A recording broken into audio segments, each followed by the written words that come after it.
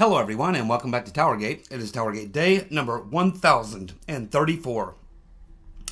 1034, it is February 5th, 2020, Wednesday. Thank you so much for tuning in. Of course, it is Wednesday. That's the day that I take out the trash and have me some chicken. Every Wednesday I take out the trash and have chicken. And of course, I'll be doing that this evening. Most likely I'm going to go with, what am I going to go with tonight? I might go with the chicken cordon bleu, possibly a stuffed chicken, stuffed with broccoli and cheese, or maybe I'll just wing it. Anyway, let's move on to the news of the day. Obviously, it is about 11:23 p.m. Eastern Standard Time. We still do not know the final results of the Hawkeye caucus. The Keystone commies are a disaster. The Iowa caucus is much like the Hindenburg crashing into the Titanic. It's a double whammy. It's a double disaster. The Keystone commies cannot even execute a simple caucus, despite the fact that there's over 200 years of examples of how that can be done with a pencil, a piece of paper, and a telephone. But these tech heads obviously decided that they could do much better with an app, a voting app. It's a voting app that actually doesn't work, as we now know. These are probably the same people that went to the same coding class as the people that gave us the Obamacare website. That's my guess. So, more than 24 hours after the Hawkeye caucus, and we still have only partial results. I just checked before I began this video, with about 62% of the vote has now been tabulated, more than 24 hours later. Now, it appears it was a coding error with the app that the Keystone commies were using to tabulate the votes. The app was created by a tech firm run by former officials of the rotten Reverend Clinton 2016 presidential campaign.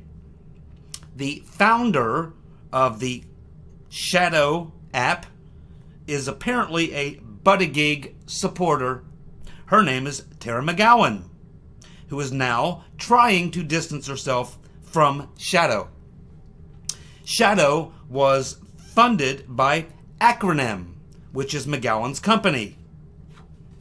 As it stands now, the Iowa Keystone commies are saying that with 62% of the vote counted, that it is Buttigieg leading with 27%, Commie Bernie second place with 25%, the fake Indian Liawatha at 18%, and Burisma Joe down there at 16%, and a distant fourth with Klobuchar nipping at his heels, salad and comb in hand, at 13%. Now, I expect there'll be more chaos in the fallout of this, because there's likely going to be a lot of questions about whether it's on the up and up, which I can certainly understand based on what we've learned about who's behind this. I expect there might even be some lawsuits, legal challenges. Certainly, it's a mess. Even the left-wing media is admitting it's a disaster. So what's going on here, do you think? We have a company that obviously pulls together financial investors and they invest in companies. And this company in this particular instance is called Acronym. And this Pete Buttigieg supporter, Tara McGowan, is one of the heads of this company, Acronym, that contracted and invested in this company, Shadow, which is basically a bunch of tech guru types who are affiliated with the rotten Reverend Clinton in her 2016 campaign. And as a result, they've produced this app that doesn't work. They also had a backup plan, and that failed too. And these people want to run the country. they could probably not organize a 3-car funeral. And there's many more of those things I could tell you, but we'll skip those. Let's move on. So what is going on here? Well, we know the establishment is out to stop Commie Bernie. We know that they've obviously figured out from being on the ground in Iowa that Burisma Joe doesn't even know he's on the ground in Iowa. He has basically in the last couple weeks told multiple people to vote for somebody else. He forgets what he's saying while he's saying it. He can't tie together a cogent thought. He can't stay focused on any particular thing for more than 8 seconds. He wants to challenge his opponents to push-up contests. He's got a real problem with being a kind of handsy, touchy-feely, kissy-kissy kind of guy. He's got a lot of problems. As I said, and many other people have said, he just doesn't have the stuff.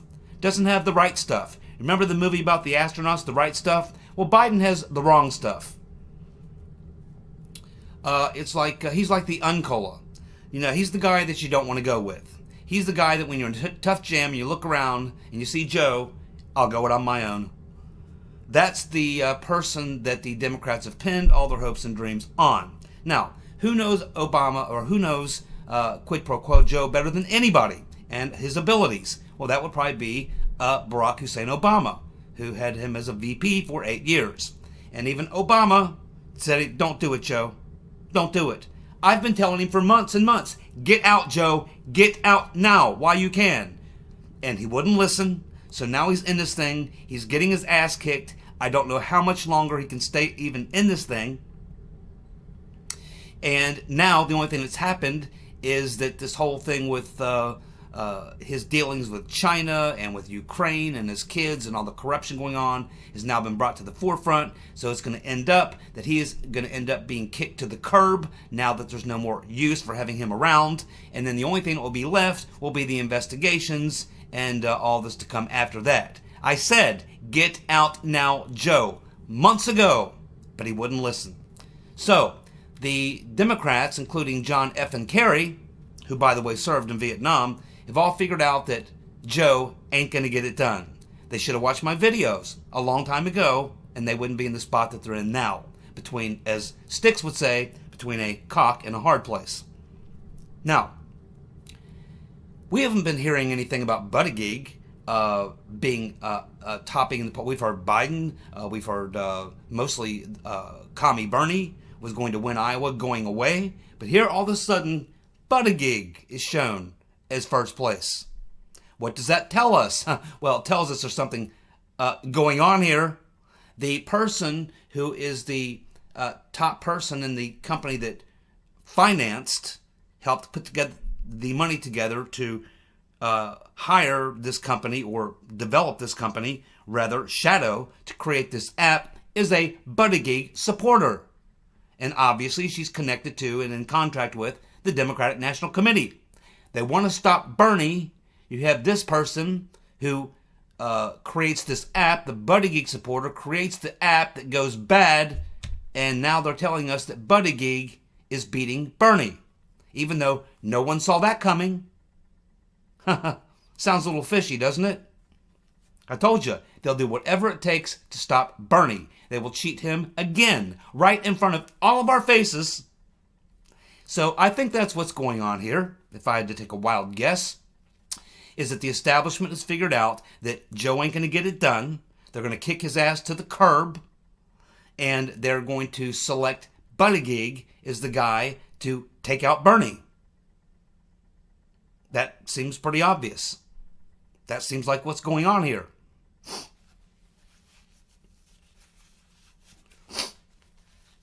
If it looks like a duck, if it walks like a duck, if it barks like a duck, it's most likely a duck.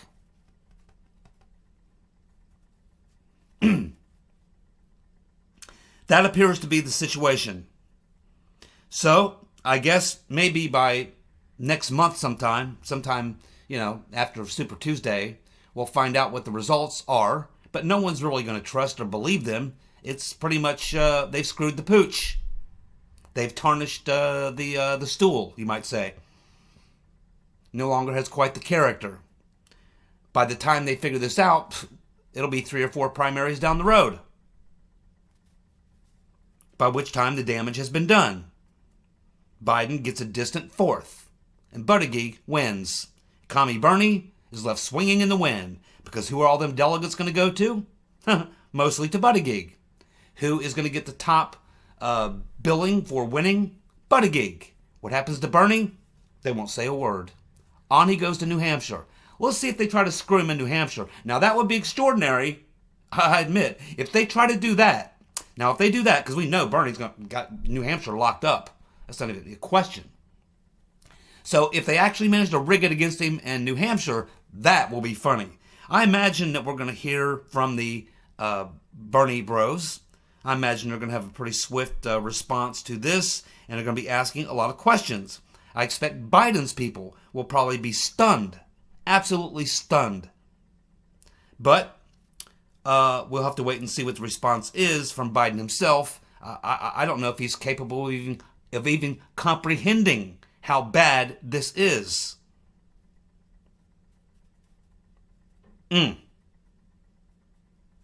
Boy, oh boy.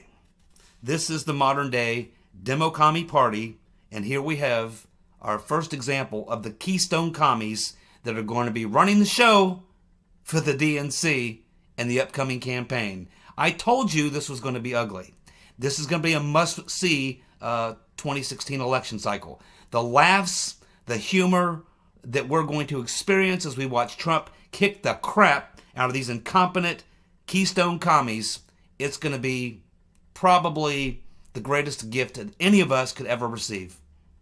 I'm serious, and I'm so happy that I'm going to be with you every step of the way.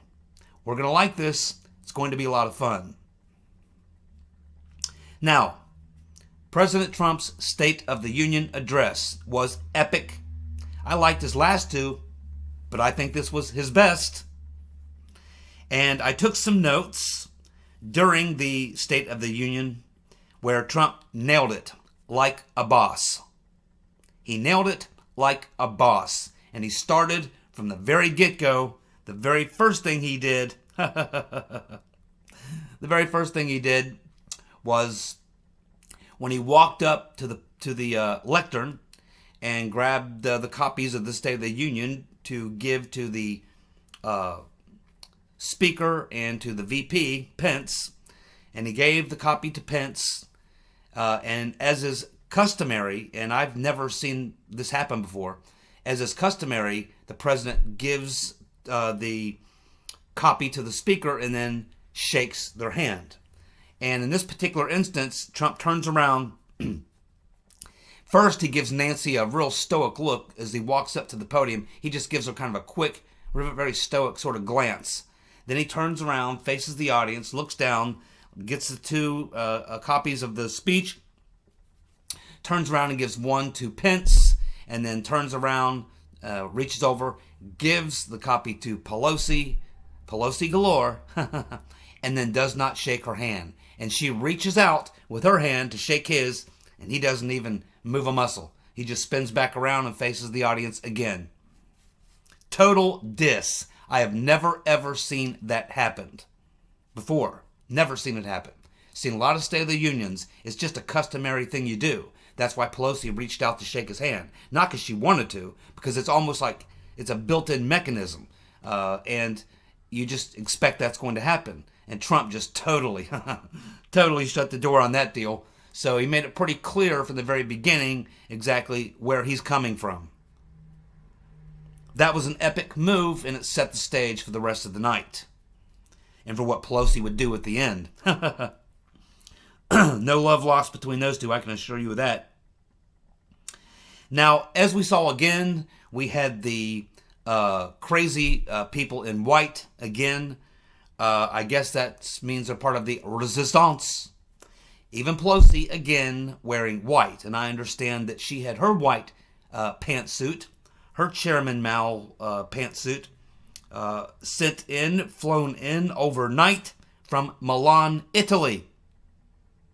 From Milan, Italy, flown in overnight. She wanted to make sure she looked good for the State of the Union. I noticed something else. Kyrsten Sinema. Kyrsten Sinema. I'm telling you, she's a MAGA. She's a MAGA fan. I bet you Kyrsten Sinema has a MAGA hat.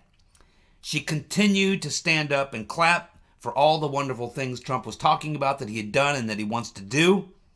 Every time I looked at her, she was standing up and she was not wearing white. She was wearing a blue dress. She consistently would stand up and clap for Trump, and all the Democrats around her kept giving her the serious evil eye. I mean, they were all like grimacing at her, and she didn't seem to give a damn. At one point, there was something, she stood up, clapped, sat back down, and you could see someone down from her said something to her, and she kind of leaned forward and looked at him like, kiss my ass. So clearly Kyrsten Sinema, as I said, probably has a MAGA hat. She probably donates to Trump. She's probably a MAGA person, but she just can't admit it. But she is, as we've been watching her, I thought she was kind of crazy at first, and she is. She's a little loopy, a little nutty, but she is definitely marches to the beat of her own drum, and I'm starting to have some respect for her, to be quite honest. She's cast a lot of votes that are, her voting record is better than Mitwit's. She supports the president more than Mitwit. Starting to like Kyrsten Sinema. I think she's a MAGA girl. And a lot of people in her party don't like her, clearly. It was nearly impossible, although they tried. It was nearly impossible, although they tried. The demo commies, especially the ones in white, were not going to clap or stand or show any appreciation for Trump and all that he's done, all the good things he's done. They continuously sat on their hands and wouldn't clap throughout the first part. But as I watched throughout the speech, eventually it just became impossible, because you just can't sit on your hands and not clap forever, because you're on TV and you look pretty bad when you sit on your hands and don't clap when he announces things that have been great improvements. So they were eventually forced to stand and clap more and more throughout the speech. He probably converted a few of them. And I imagine when those Democrats left the State of the Union speech this evening, that on their way out, all they could think is, we're going to get our ass kicked. Yes, you are. The main time I saw, the one time where I saw everybody stand and applaud, including the crazies in white,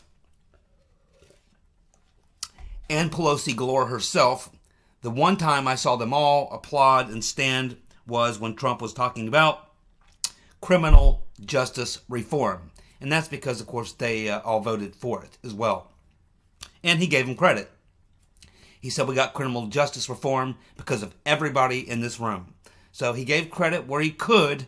It's just there's not much to go around with the demo commies, who realize now that they are facing an impossible task to defeat Trump, who's now sitting at 49% approval, about 5 points higher than Obama was at this time in his presidency, and Trump's just getting started. And they look at the field of demo commies. They look at the fact that they can't even organize and count votes in a small state, and they realize how screwed they are. Trump destroyed Obama and Bush, their administrations, on trade, on the economy, and just about everything else. I also noticed as I was watching that Bill Barr, he loves Trump. Bill Barr looked like I've never seen him that happy. He was smiles every time I saw him. And he's not someone who smiles a lot, but he must love Trump. We had also, we saw another time when the Hispanic Democrats in white stood and clapped when Trump announced that the president of Venezuela was in the House, and when he talked about in a very negative way about Maduro and Venezuela. And that got the Hispanic core of the crazy people in white to stand up. And I noticed when they did, they also got sneers and jeers. Another thing that Trump talked about, which I think is absolutely fantastic, which I've been a huge supporter of since day one, it's something I believed in for a very long time, was when he talked about making vocational and technical training mandatory in high school. I'm a huge supporter of that. I have to tell you that some of the most successful people I know are people who are electricians, plumbers, pipe fitters, carpenters. These people do very well. In fact, I have a friend who's a plumber. Went to plumbing school right out of high school. His older brother was a plumber. About a couple years after being a plumber, him and his brother started their own plumbing business. And right now, they are one of the top plumbing companies in the city. They have about, I think he told me one time, 200 employees. And they're in like, not just this city, but I think they have like places in like 3 or 4 cities now. So he started out as a plumber right out of high school. Him and his brother formed this company. He's not even probably, I don't think he's 50, he's younger than I am. He's not even 50, his brother is about my age. And they're multimillionaires. This is a guy who was cleaning septic systems 10 years ago, and today he's a millionaire because he can fix your toilet. And he's smart. And he works hard. And he took a risk, and it paid off. This is something that anyone in America can do, and it can only be done in America, by the way.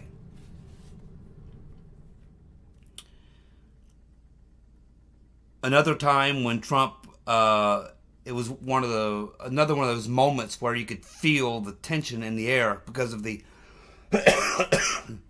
demo commies in the audience.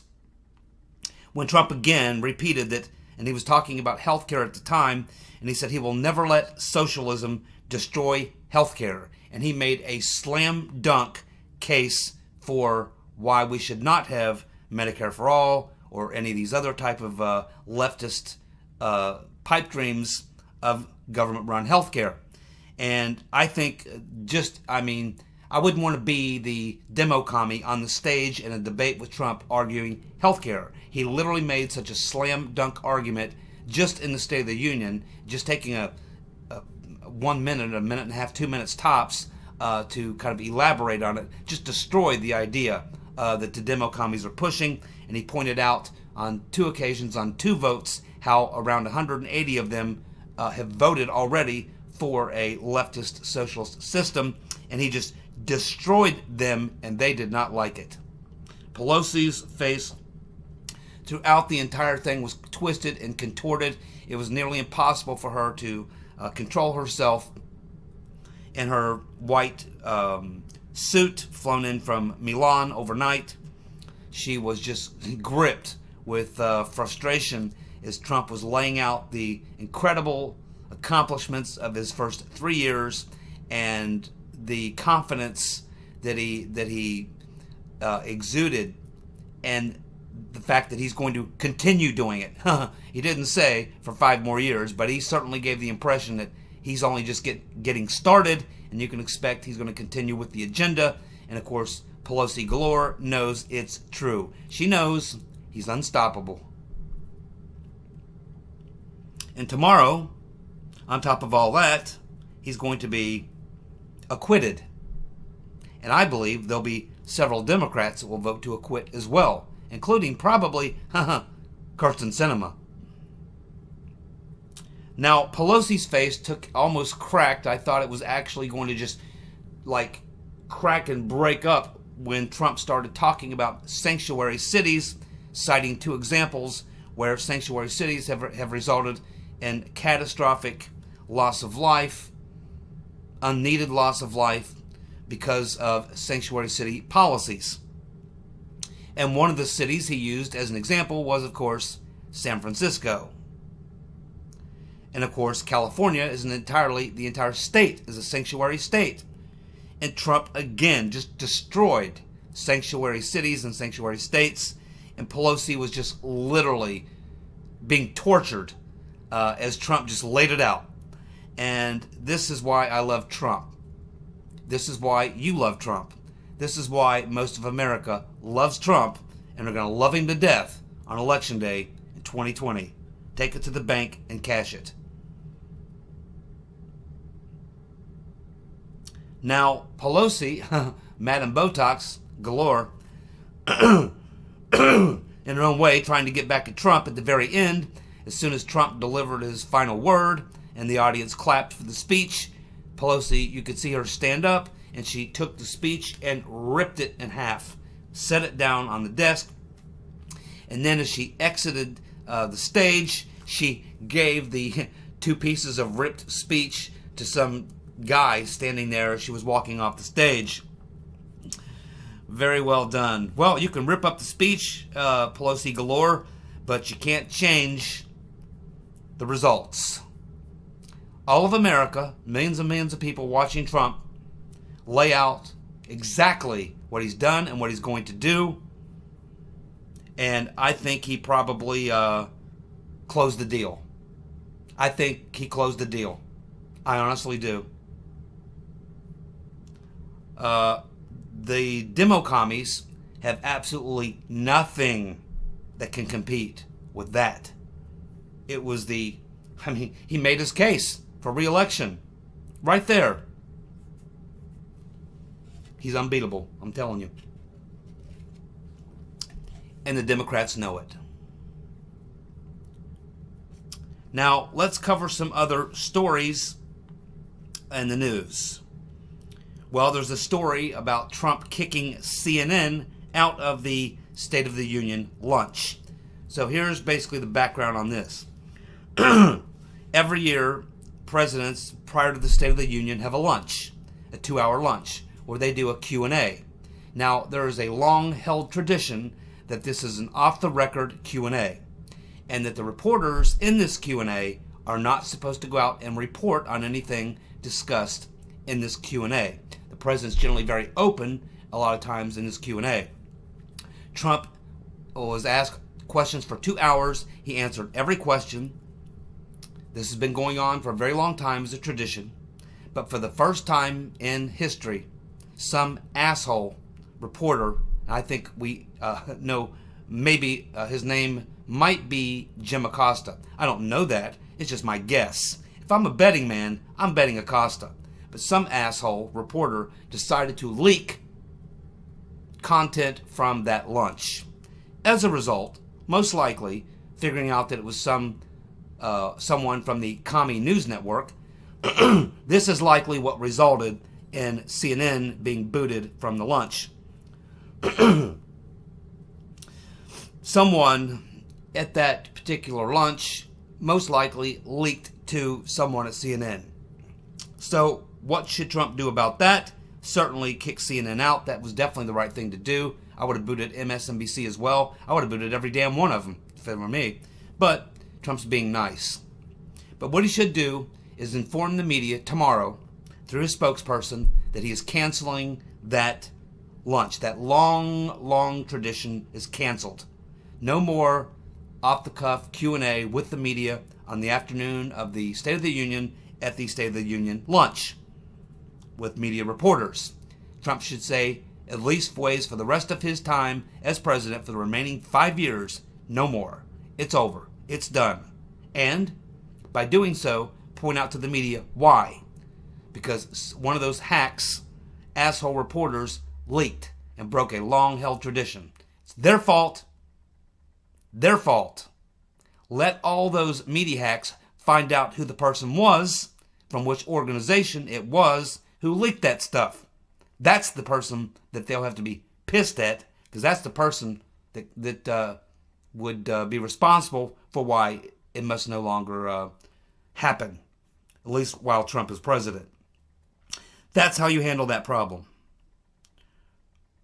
Well, we have, of course, Burisma Joe, after learning that he came in a distant 4th place in Iowa, goes and gives a speech in New Hampshire where he says, hey, we had a pretty good night last night in Iowa. Yep, quid pro quo, Joe thinks that a distant fourth place is a pretty good night in Iowa. No, what happened last night in Iowa was the end of your campaign, pretty much. It tells us clearly that the party has decided. I mean, they didn't rig it for, if they were going to rig it, they would have rigged it to help quid pro quo Joe. They didn't. They rigged it to help Buttigieg so that he can take out Bernie, because they don't think that Biden can take out Bernie. What does that tell you? It tells you they've given up on Burisma Joe, and they're now going to focus on Buttigieg. Buttigieg. Now, I'm watching this funny video from Iowa, and it's a video of a woman who had just voted for Buttigieg. But after voting for Buttigieg, she finds out that he's got a husband. Turns out she's a religious woman, and she believes the Bible says that man should marry a woman. So once learning this, she goes to find someone who can help her change her vote. And she finds herself talking to this Buttigieg supporter or possible delegate, or I think she had some official position with Buttigieg or with Iowa campaign or something. She had some sort of an official position, and the video is about a 2 or 3 minute conversation with this woman who had just voted for Buttigieg and then found out after that he has a husband, and she wanted to retract her vote because she just doesn't think we should have, a first husband, that the country isn't ready for that. And she's reflects the views of many, many people, regardless of where you stand on that issue. It's a fact. She reflects the views of many, many people who are not totally comfortable with an openly gay president and 2 men. There's just like the tradition. Not all of our presidents have been married, but the ones that have been are married to women. So this would be a very interesting thing, and it will probably someday happen, but I don't think the time is quite right for that. That is my opinion, and it's obviously the opinion of this Democrat voter in Iowa. We have Rand Paul in his speech in the Senate dropping not just the bomb once, but dropping the bomb 5 times, naming Sharamella 5 times. Sharamella 5 times. Way to go, Rand Paul.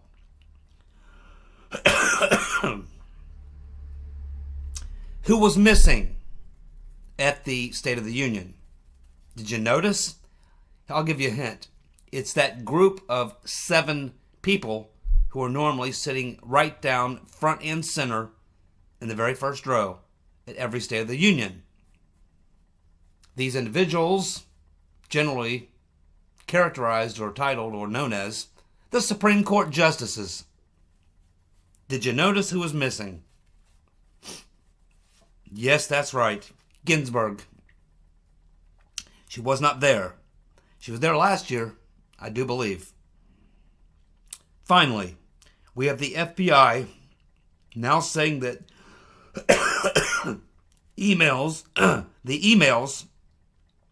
the Strzok and Page emails about Seth Rich are redacted to protect investigations. Now, this is after they first claimed that there were no FBI records on Seth Rich or no investigation. And then, purely by accident, through a FOIA request, Judicial Watch stumbles onto Strzok Page texts which talk about Seth Rich. So now Ty Clevenger is trying to get these emails unredacted. And the DOJ and the FBI are fighting him. So at first they tell him there was no investigation at all. Then they get caught in that lie. Now they say they can't unredact that stuff because it's a matter of national security, and so it's going to the courts. We should also note that, as I told you about a week ago in a video, that Mr. Clevenger has turned over every bit of his information on Seth Rich and the whole 9 yards, has turned that over to John Durham and Huckleberry Horowitz. Seth Rich just refuses to go away. Who knows what we're going to learn from John Durham about Seth Rich. Thank you so much for tuning in. I'll be back tomorrow with more TowerGate. Guys, have a good night.